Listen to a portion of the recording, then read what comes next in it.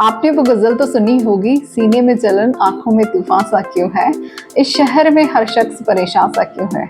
अगर मैं medically health wise आज के सिनेरियो से इसे रिलेट करना चाहूँ तो बिल्कुल आप देखेंगे आज बहुत सारे लोग ऐसे हैं, चाहे वो किसी भी उम्र के हों, बड़े हों छोटे हों, हर व्यक्ति इस परेशानी से परेशान है कि उसे सीने में जलन रहती है या फिर इसे नॉर्मली मैं कहूँ तो एसिडिटी की प्रॉब्लम रहती है। और वही आज हमारा चर्चा का विषय है। नमस्कार दोस्तों, मैं डॉक्टर मेघना शेखावत, आयुर्वेदिक डॉक्टर और पंचकर्म स्पेशलिस्ट, आप सभी का अपने चैनल पर स्वागत करती हूँ। जैसा हम बात कर रहे थे सीने में जलन, तो क्या होते हैं इसके मेजर सिम्टम जिससे हम देख के पहचान सकते हैं कि हमें एसिडिटी या अम्लपित्त की शिकायत है।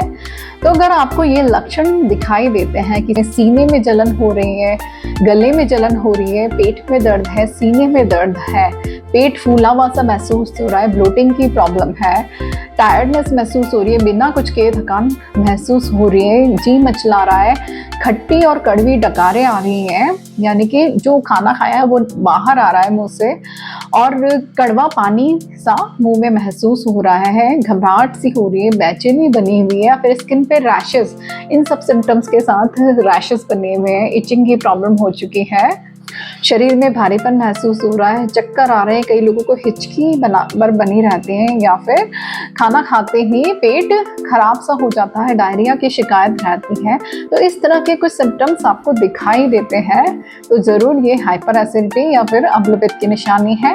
किन कारणों से हाइपर एसिडिटी या फिर अम्लपित्त हो सकता है? अम्लपित्त जैसे आप नाम से ही समझ सकते हैं कि इसमें पित्त का समावेश है। तो मुख्यतः जो आयुर्वेद के लैंग्वेज में इसमें दोष रहता है वो पित्त रहता है। तो अगर हम पित्तवर्धक आहार विहार का सेवन करते हैं, यानी कि हॉट पोटेंसी की चीज़ें लेते हैं, स्पाइसी फूड लेते हैं, ज़्यादा मसालेदार चटपटा भोजन हम लेते हैं, या फिर गर्म मसालों का उपयोग करते हैं, ज़्यादा अम्ल यानी कि खट्टे पदार्थों का सेवन करते हैं, खट्टे फल लेते हैं, खट्टे सूप्स या फिर कोई भी अलग चीज़ें लेते हैं, या ज़्यादा ओवर सॉल्टिंग करते हैं अपने फूड में, अलग अलग तरह के आजकल सॉसेस आ गए मार्केट में, उनका उपयोग अपने खाने में करते हैं, जंक फूड लेते हैं, पिज़्ज़ा बर्गर जो देर से पचने वाली चीज़ें हैं उनका अगर आप अपने भोजन में ज़्यादा उपयोग करते हैं, बाहर का खाना डेली मर्रा का पार्ट है आपका, अलग अलग तरह के ऑयल्स यूज़ करते हैं, ऑयल रीयूजिंग करते हैं, तो इस तरह का अगर आप भोजन करते हैं तो ये एक बहुत बड़ा कारण बन जाता है अम्लपित्त होने का। साथ ही खाना पचा नहीं है और दोबारा खाना खा लिया, समय से खाना नहीं खाया, या फिर बहुत देर तक भूखे रहने के बाद हमने खाना खाया है और जल्दबाजी में खाना खाया है, यानी कि एक तरह से आप मान के चलिए कई लोग खाना सिर्फ निगलते हैं, तो इस तरह से हम खाना खा रहे हैं, बिना चबाए खाना खा रहे हैं, तो वो भी एक कारण बन जाता है। स्वभावतः कई लोग ज़्यादा गुस्सा करते हैं, यानी उनके साथ एंगर इश्यूज रहते हैं, कुछ लोग स्ट्रेस ज़्यादा लेते हैं और बहुत समय तक लेते हैं। हमारी गलत दिनचर्या यानी सोने और जगने का रूटीन बिल्कुल भी सही नहीं है, ज़्यादा हम सिटिंग वर्क करते हैं और मूवमेंट बॉडी में बिल्कुल नहीं है, और उसी पे हम इनटेक ऑफ फूड करते जाते हैं, ज़्यादा पानी पीते हैं, ज़्यादा अत्यधिक मात्रा में, जितने डिज़ायर नहीं उससे ज़्यादा पानी पीते हैं।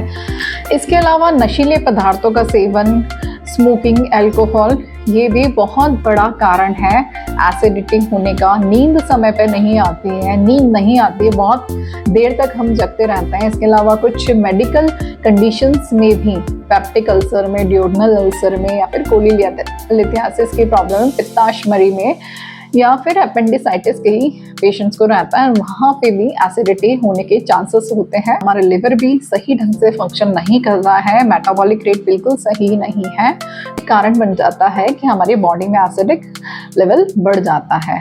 कॉमन भाषा में इसे एसिडिटी कहा जाता है, या हाइपर एसिडिटी के नाम से, एसिड रिफ्लक्स के नाम से हम जानते हैं, जिसमें खाना ऊपर की तरफ आता है, एसिड ऊपर की तरफ आता है, और GERD यानी गैस्ट्रोइसोफेगल रिफ्लक्स डिसीज के नाम से भी हम इसे जानते हैं। कॉमनली हम देखें तो हमारे आमाशय यानी स्टमक में हाइड्रोक्लोरिक एसिड का एक नॉर्मल pH बैलेंस रहता है जो एसिडिक फॉर्म में होता है, और ये बहुत ज़रूरी होता है, हमारे खाने को पचने में मदद करता है। लेकिन इन सब कारणों की वजह से अगर वो एसिडिक लेवल डिस्टर्ब हो जाता है, बढ़ जाता है, तो उस वजह से हाइपर एसिडिटी की प्रॉब्लम हो जाती है। आयुर्वेद में भी कहा गया है कि पित्त की विधकता यानी कि पित्त का अम्लीय होना, बढ़ जाना अम्लपित्त होता है। अम्लम च पित्तम अम्लपित्तम। गति भेद से दो पार्ट्स में अपर और लोअर पार्ट में डिवाइड किया गया है, यानी कि एसिडिक रिफ्लेक्स हमें अपर पार्ट में ज्यादा महसूस हो रहा है तो वो ऊर्ध्व अम्लपित्त, और जो लोअर ट्रैक में यानी कि डायरिया जैसी प्रॉब्लम्स वो ज़्यादा रहती हैं तो वो अधोक्ष अम्लपित्त कहा जाता है। साथ ही दोषों के अनुसार भी, यानी पित्त इसमें मेन दोष रहता है, लेकिन अगर वो वात से एसोसिएटेड है तो वाताधिक, वात और कफ से है तो वात कफ अधिक, और सिर्फ कफ से ज़्यादा दोष आश्रित इसमें है तो कफाधिक। हम इसे 3 भागों में बांटते हैं। अम्लपित्त से हम छुटकारा कैसे पा सकते हैं, इस रोग को निवारण कैसे कर सकते हैं? तो आयुर्वेद में सबसे पहले कहा गया है निदान परिवर्जन, यानी कि आपकी दिनचर्या, आपकी लाइफस्टाइल, आपका खान पान, आपका आहार विहार आप नियमित कर लेते हैं तो बहुत जल्दी आप रोग से मुक्ति पा सकते हैं। इसमें पत्ते का बहुत ही महत्व है, यानी कि हमें रेशेदार सब्जियां खानी चाहिए, हरी सब्जियों का सेवन करना चाहिए। पत्तेदार सब्जियों से ज़्यादा हरी सब्जियां जैसे लौकी, तरोई, करेला, पटोल, इनका ज़्यादा आप उपयोग करिए। खट्टे फलों का या फिर खट्टे पदार्थों का आप सेवन बंद कर दीजिए। ज़्यादा चरपरी मसालेदार चीज़ों का उपयोग नहीं करना है। आलू, चावल, मैदा, बेसन, कॉफ़ी, चाय, नशीले पदार्थों का सेवन बंद कर देना है। एरिटेड ड्रिंक्स यानी किसी भी तरह का पेय पदार्थ, आप अत्यधिक सोडा, वाटर इस तरह का प्रयोग करते हैं। ज़्यादा तली भुनी चीज़ें, कचौरी, पकौड़ी या फिर मैदा से बनी हुई चीज़ें, पिज़्ज़ा, बर्गर या कोई भी आउटसाइड जंक फूड, ज़्यादा मीठी चीज़ें, चॉकलेट्स आदि का भी आप सेवन करते हैं तो उसे भी कम कर दीजिए। और दिन में सोना यानी कि दिवा स्वप्न भी नहीं करना है, तो हमें ज़्यादा लंबे समय तक भी एक ही जगह पे नहीं बैठना है। पानी का इंटेक हमारी बॉडी की कैपेसिटी के अनुसार होना चाहिए। ओवर ड्रिंकिंग यानी अति अम्बुपान भी नहीं करना है। मूंग की दाल का आप उपयोग कर सकते हैं, अंकुरित अनाज का आप उपयोग कर सकते हैं, मिलेट्स का आप उपयोग कर सकते हैं, अनार, छाछ, ठंडी चीज़ों का आप इस्तेमाल कर सकते हैं, जौ के सत्तू का आप इस्तेमाल कर सकते हैं, जौ का उपयोग आप कर सकते हैं, पेठे का जूस आप ले सकते हैं। साथ ही एलोवेरा जूस, आंवले की जूस यानी कि आंवले का जूस भी यहाँ पे बहुत बेनिफिशियल रहता है। तो आंवले की कैंडीज, आंवले का मुरब्बा भी आप अपने डेली रूटीन में शामिल करेंगे। तो इसके अलावा सौंफ और मिश्री का आप उपयोग कर सकते हैं। गुलाब की पत्तियों का मिश्री के साथ आप उपयोग कर सकते हैं। अंजीर, मुनक्का, किशमिश आप भिगो के रख दीजिए और इसे खाली पेट खाइए तो ये भी बहुत ज़्यादा इफेक्टिव रहता है। अगर आपको कब्ज के साथ एसिडिटी रहती है तो वहाँ पे ये बहुत अच्छा काम करता है।